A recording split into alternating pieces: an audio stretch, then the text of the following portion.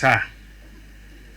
Sio tu sikukuu ya masista hawa waabuduo damu azizi ya Yesu peke yao. Hapana, ni sikukuu yetu, ni sikukuu ya kila mbatizwa, ni sikukuu ya mapadre, ni sikukuu ya watawa, ni sikukuu ya kila Mkristo, kwa sababu Mtakatifu Maria di Matias ni mwombezi wa kila mmoja wetu. Utakatifu wake ni utakatifu wetu, ni kwa ajili yetu. Yeye amekuwa mtakatifu kwa ajili yetu. Kwa hiyo utakatifu wake hakika ni kwa ajili yetu. Na kwa namna ya pekee leo ni washukuru masista hawa, masista wa misionari waabuduo damu azizi ya Yesu kwa utume wao jimboni kwetu. Masista tunawashukuru. Tunatambua kwamba mlikuja hapa jimboni kwetu mwaka wa 1969 mpaka leo mnatuinjilisha, mpaka leo mnatushirikisha karama ya Mtakatifu Maria di Matias, karama ya damu azizi ya Yesu. Asanteni kwa niaba ya jimbo na washukuru sana.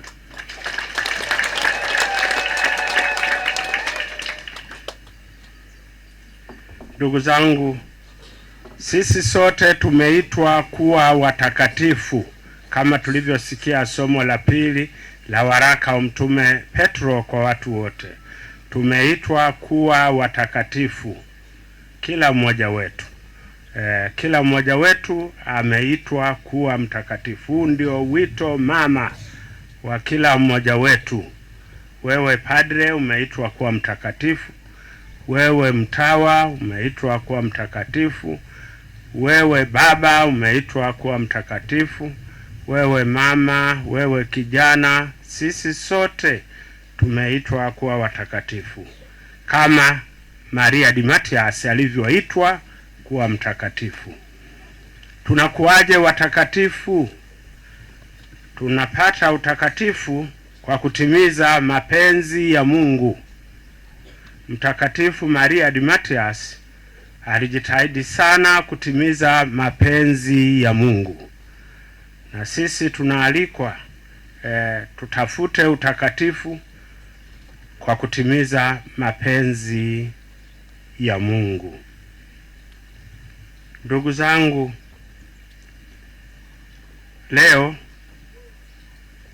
mabinti zetu watano wanaweka nadhiri zao za kwanza za utawa. Naomba tumshukuru Mungu kwa ajili yao.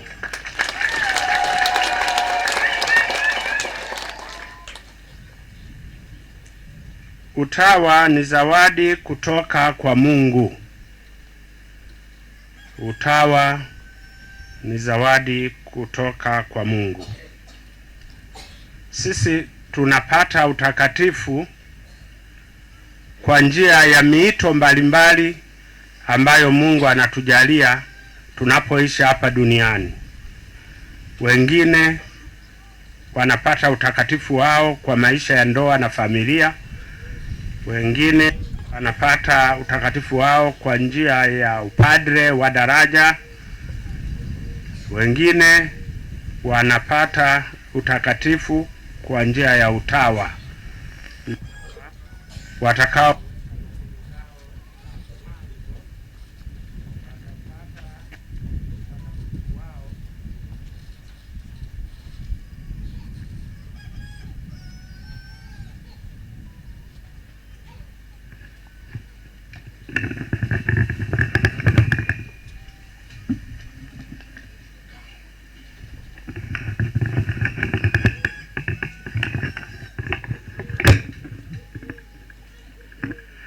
hawa ndugu zetu watakaoweka nadhiri zao za kwanza, basi Mungu anawaita katika maisha ya utakatifu kwa wito wa utawa.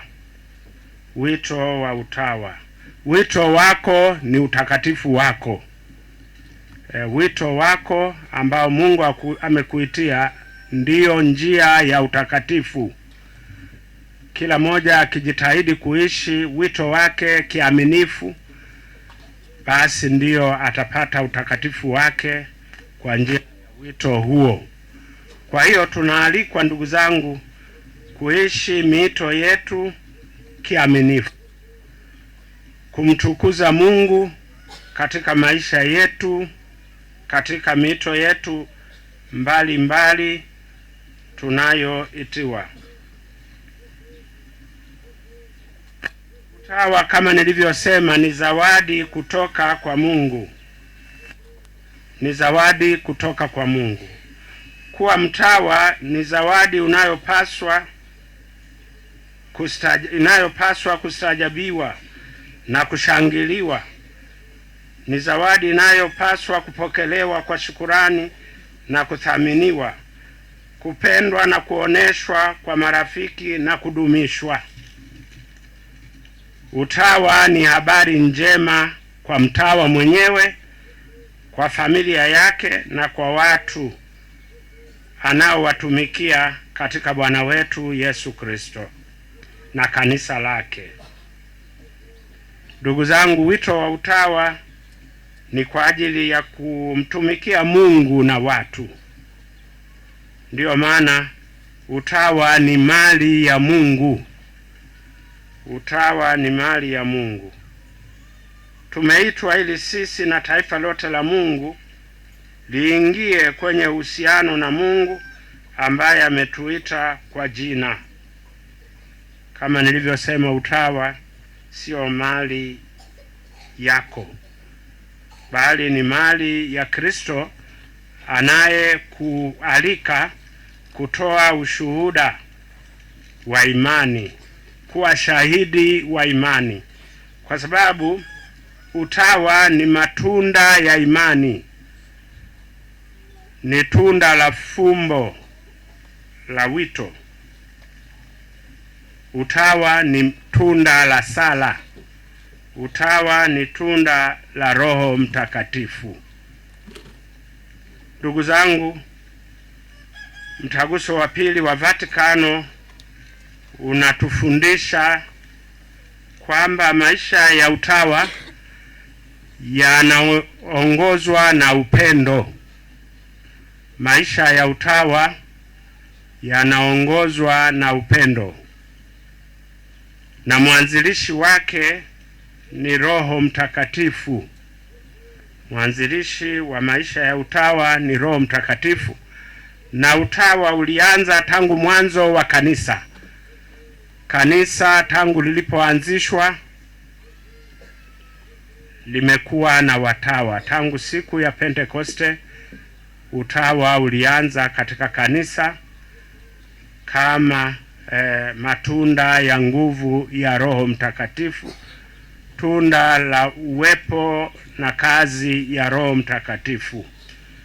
Na utawa umeendelea kwa nguvu hiyo ya Roho Mtakatifu, na umeendelea kudumu, kustawi na kushamiri mpaka leo, kwa sababu utawa ni kazi ya Mungu, sio kazi ya mwanadamu. Wale walioanzisha mashirika ya kitawa kama Mtakatifu Maria de Mateus waliongozwa na Mungu. Waliongozwa na Mungu mwenyewe. Kwa hiyo ni kazi ya Mungu, na kazi ya Mungu ni endelevu, inaendelea. Ndio maana tumesikia historia ya Mtakatifu Maria de Mateus na namna alivyoanzisha shirika. Ni miaka mingi imepita, lakini kwa sababu ni kazi ya Mungu, shirika limeendelea kustawi, shirika limeendelea kukua na kunawiri kwa sifa na utukufu wa Mungu, likafika mpaka hapa Singida na leo mpaka hapa Chikuyu. Naomba tumshukuru Mungu.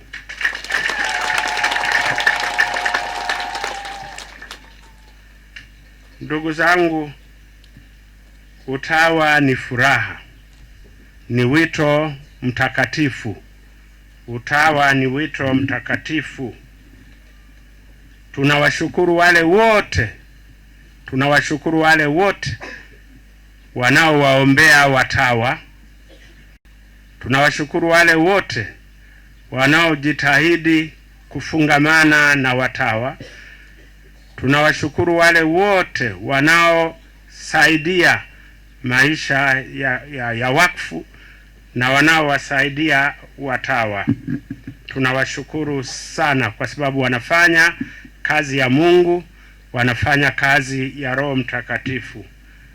Mwezi wa 3 mwaka huu nilikuwa kule Austria na sister mmoja wa shirika la mabinti wa Maria anasoma kule.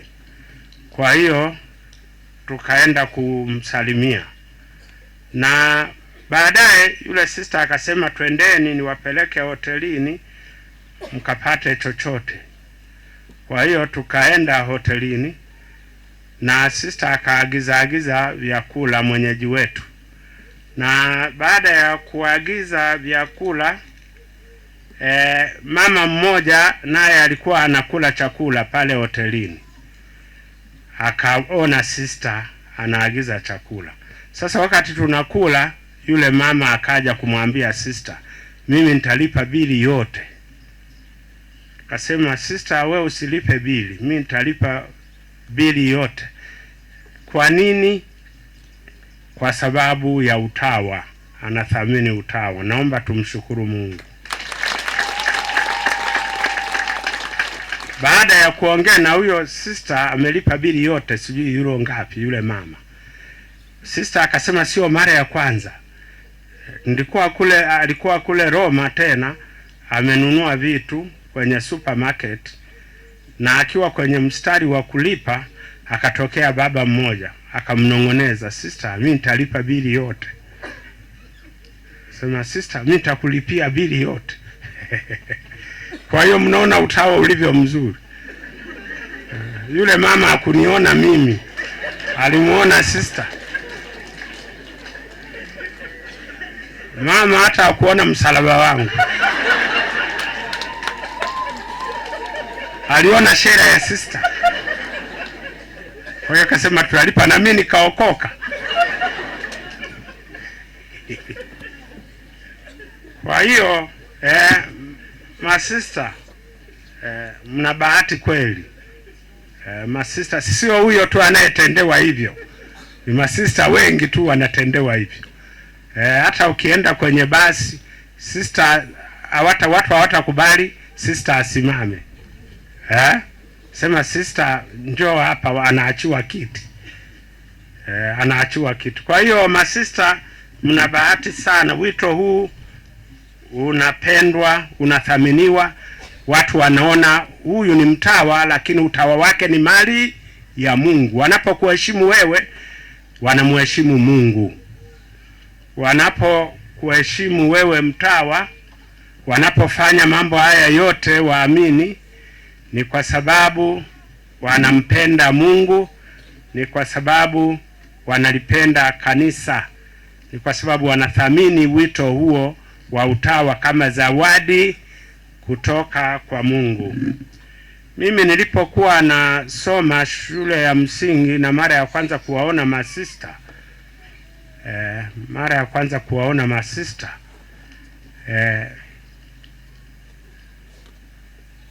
nilikuwa sijui kama wanaitwa masista. Sisi hatukuzoea kuwaita masista, tulifundishwa vingine kabisa. Shule ya msingi, tangu tulipoanza shule ya msingi, bahati nzuri mimi nimefundishwa na masista wale wa Benediktini wa Chipole dini. Fundishwa tangu darasa la kwanza mpaka la 7 masista. Kwa hiyo hatukuwa tunawaita masista. Kule wa kusini wa Benediktini hawajawafundisha kuwaita masista, kwa sababu sister, hilo neno sister ni jepesi mno.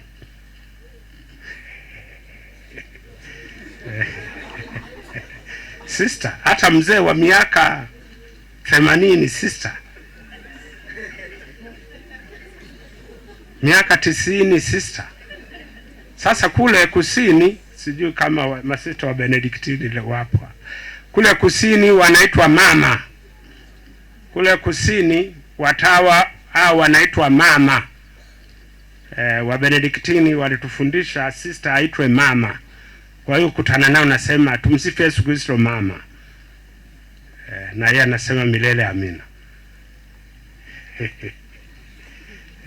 Kwa hiyo sasa nilipokuwa baadaye nikasema kumbe wanaitwa tena ba sister.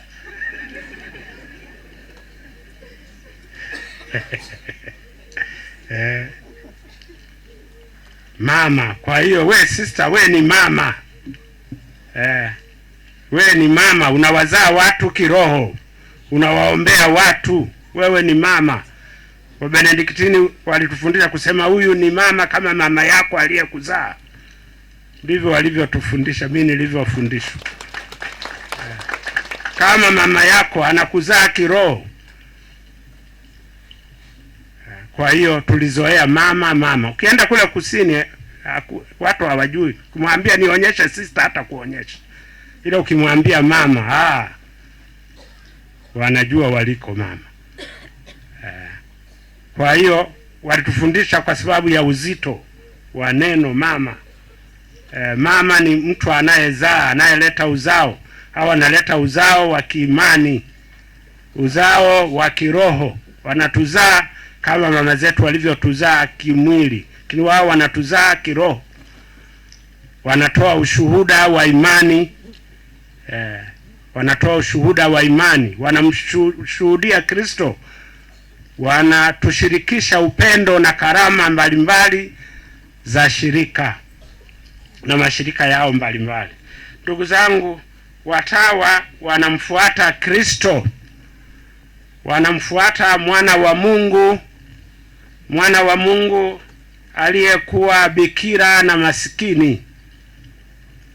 Wanamfuata mwana wa Mungu aliyekuwa bikira na masikini, ambaye kwa upendo mkubwa aliwatakasa watu na kuwakomboa watu, akimtii Mungu mpaka kufa msalabani. Kwa huyo ndiye wanayemfuata watawa. Huyo ndiye wanayemtazama. Huyo ndiye mchumba wao. Huyo ndiye mchumba wa watawa. Wanamfuata yeye. Na wanafungwa kama mtaguso wa pili wa Vatikano unavyotuambia, wanafungwa na maisha ya upendo.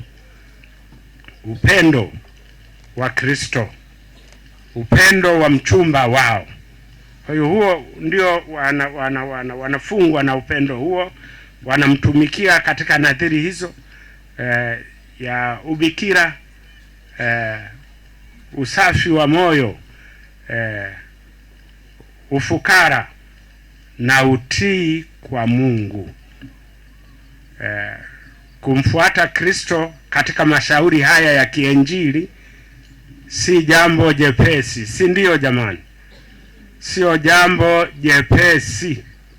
Sio jambo jepesi kushika hayo yote ambayo Kristo aliyafuata, aliyaishi: mashauri ya kiinjili, ubikira,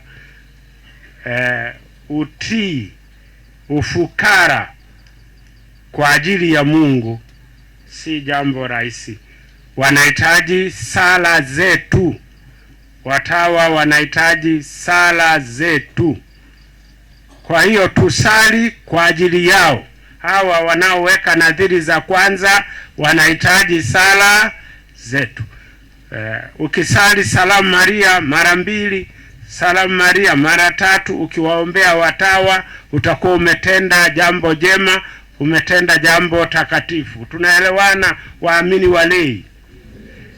Hawa wanakuwa watawa si kwa ajili yao, wanakuwa watawa kwa ajili ya kanisa.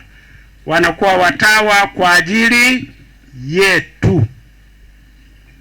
Wanakuwa watawa ili walitumikie kanisa, wamtumikie Mungu, watutumikie sisi sote. Utawa wao ni kwa ajili yetu.